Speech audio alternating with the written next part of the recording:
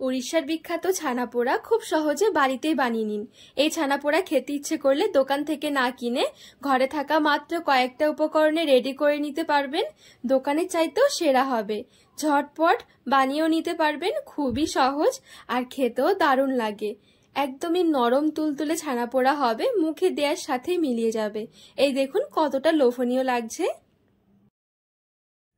নমস্কার বন্ধুরা, নতুন একটা পর্ব দেখার জন্য আপনাদের সকলকে স্বাগত জানাই। আজকে বানিয়ে দেখাবো উড়িষ্যার বিখ্যাত ছানাপোড়া। বাড়িতেই পারফেক্ট ভাবে বানিয়ে নিতে পারেন। বানানো যেমন সহজ, খেতেও ভীষণ ভালো লাগে। তো চলুন, আশা করছি রেসিপিটি আপনাদের অনেক ভালো লাগবে। পোড়ার জন্য সবার প্রথমে ছানাটা রেডি করে নিতে হবে। কড়াইয়ে প্রথমে একটু জল দিয়ে দিচ্ছি। এবারে নিয়ে নিচ্ছি 1 লিটার দুধ।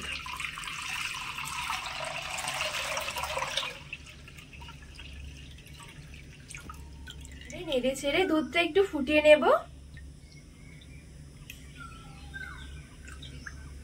এখানে দুধটা জাল করে ঘন করতে হবে না, শুধু একটু ফুটিয়ে নিলেই হয়ে যাবে।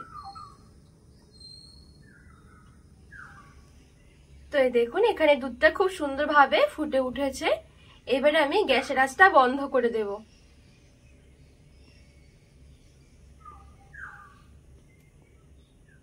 এখানে আমি কিছুটা নিয়েছি লেবুর রস। আর এই ছানা পোড়ার জন্য, ছানাটা কাটানোর জন্য অবশ্যই চেষ্টা করবেন লেবুর রস দিয়ে ছানা কাটানোর, তাহলে কিন্তু ফ্লেভারটা অনেক সুন্দর আসবে। সমপরিমাণ লেবুর রসের সাথে সমপরিমাণ জল মিশিয়ে নিতে হবে। একটু নেড়ে ছেড়ে এই দুধের মধ্যে দিয়ে দেব।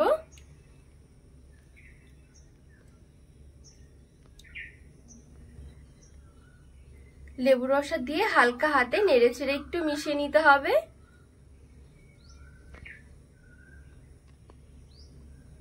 ছানা কাটানোর সময় অবশ্যই কিন্তু গ্যাসের আঁচটা বন্ধ করে দিতে হবে, তা না হলে ছানা কিন্তু শক্ত হয়ে যাবে। এই দেখুন, খুব সুন্দরভাবে কিন্তু এখানে ছানাটা কেটে গেছে। এবারে সাথে সাথে ছানাটা ছেঁকে নিতে হবে। ছানাটা খুব বেশিক্ষণ কিন্তু জলের মধ্যে রাখা যাবে না, তাহলে কিন্তু আবার শক্ত হয়ে যাবে।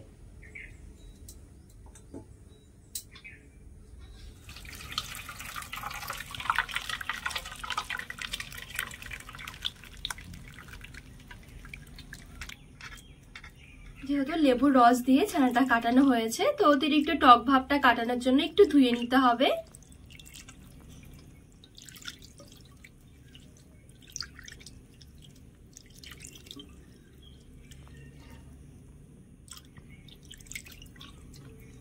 তো এখানে খুব সুন্দরভাবে ছানাটা আমি একটু ছেঁকে নিয়েছি। মিষ্টি তৈরি করার জন্য যেভাবে ছানা কাপড়ে ঝুলিয়ে রাখতে হয় জল ঝরানোর জন্য, সেরকম করার কিন্তু কোনো দরকার নেই। এখানে ছানার মধ্যে একটু জল থাকলেও কিন্তু অসুবিধা হবে না। এবারে একটা বাটির মধ্যে ছানাটা নিয়ে নেব। তো খুব সুন্দরভাবে ছানাটা নিয়ে নিয়েছি।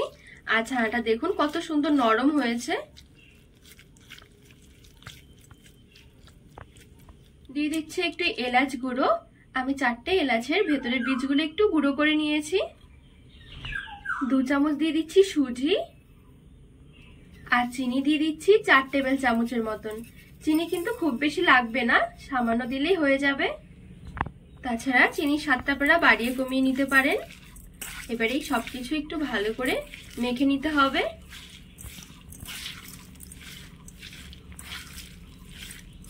এই পর্যায়ে ছানাটা একটু ভালো করে মেখে নিতে হবে। তো এই দেখুন, এখানে আমি খুব সুন্দর করে একটু মেখে নিয়েছি। আর এখানে কিন্তু একটুখানি ঘন মনে হচ্ছে, আর একটু থকথকে করে মাখাতে হবে। একটু দিয়ে দিচ্ছি ছানা কাটানো জল। আর এখানে 2 টেবিল চামচ নিয়েছি গুঁড়ো দুধ। ভালো করে মিশিয়ে নেব।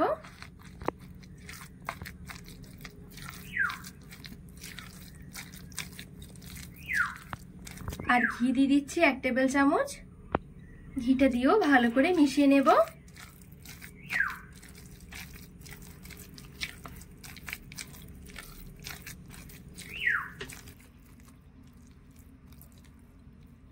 তো এখানে খুব ভালোভাবে ছানাটা 2 থেকে 3 মিনিট সময় নিয়ে মেখে নিয়েছি। আর এমন ভাবে মেখে নিতে হবে ছানাটা যেন একদম মসৃণ হয়ে যায়। এই দেখুন, আর এরকম একটু থকথকে করে মাখাতে হবে।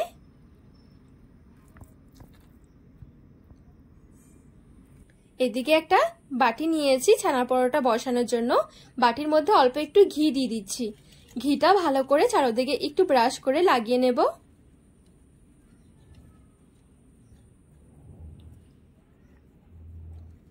আর এদিকে একটা নর্মাল খাতার পেজ দিয়ে দিচ্ছি একটু গোল করে কেটে।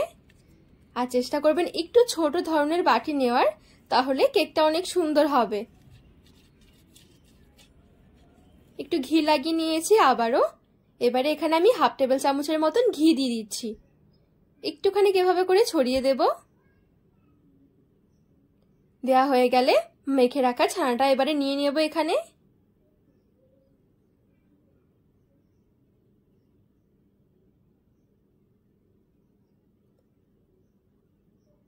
তো খুব সুন্দরভাবে নিয়ে নিয়েছি। এবারে ওপরের দিকটা একটু সমান করে দিচ্ছি।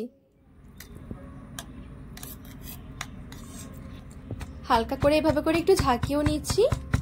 এবারে গ্যাস ধরিয়ে একটা কড়াই বসিয়ে দিয়েছি। এবারে কড়াইয়ের মধ্যে আমি কিছুটা মতো নিয়ে নিচ্ছি লবণ। এই লবণটা কিন্তু পরে আবার বেক করার কাজে ব্যবহার করতে পারবেন।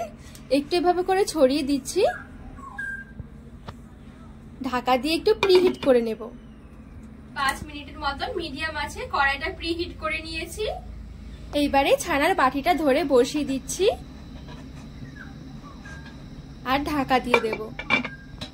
এবারে একদম হালকা আছে আমি রেখে দেব ঢাকা দিয়ে 25 থেকে 30 মিনিটের জন্য। এইখানে ঠিক 30 মিনিটের মতন হয়ে গেছে। 30 মিনিটের মধ্যে দেখবেন খুব সুন্দরভাবে ছানা পরোটা রেডি হয়ে যাবে। দেখবেন সাইড থেকে হালকা একটা কালার আসতে শুরু করবে, তাহলে বুঝতে হবে যে ছানা পরোটা একদম রেডি। ঢাকা দিয়ে ভালো করে ঠান্ডা করে নেব। যখনই ঠান্ডা হয়ে যাবে এই দেখুন খুব সুন্দর কিন্তু কালারটাও আসবে। এবার একটু সাইড থেকে ছাড়িয়ে নেব। ঠান্ডা করেই অবশ্যই কিন্তু মোল্ড থেকে ছানা পোড়াটা বের করতে হবে। উপরে একটা থালা এভাবে করে দিয়ে একটু উল্টে বের করে নিচ্ছি। আর এই দেখুন কত সুন্দর হয়েছে ছানা পোড়াটা। এবারে একটু পিস পিস করে কেটে নিতে হবে।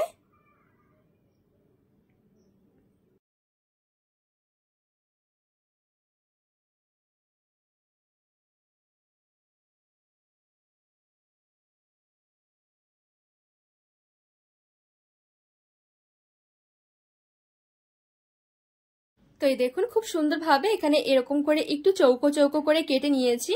আর এই দেখুন কতটা সুন্দর হয়েছে ছানা পোড়াগুলো। দোকানে চাইতেও সেরা হবে, খেতে ভীষণ ভালো লাগবে। নিজের হাতে বাড়িতে কিন্তু পারফেক্ট ভাবে ছানা পোড়া তৈরি করে নিতে পারেন। বানানো একদমই সহজ, যে কেউ একবার দেখাতে তৈরি করে নিতে পারবেন। একটা প্লেটের মধ্যে তুলে নিয়ে সাজিয়ে নিচ্ছি। তো রেডি হয়ে গেল ভীষণ মজার, মুখে লেগে থাকার মতো নরম তুলতুলে ছানা পোড়া। এই দেখুন কতটা সুন্দর হয়েছে, খেতেও ভীষণ ভালো লাগে। এরকম একটা খেয়ে দেখবেন মনই ভরবে না, এতটা লোভনীয় হয় খেতে। তো বন্ধুরা আজকে এই ছানা পোড়ার রেসিপি আপনাদের কেমন লেগেছে অবশ্যই কিন্তু কমেন্ট করে জানাবেন। আর রেসিপি ভালো লাগলে চ্যানেলটিকে সাবস্ক্রাইব করে পাশে থাকার অনুরোধ রইল।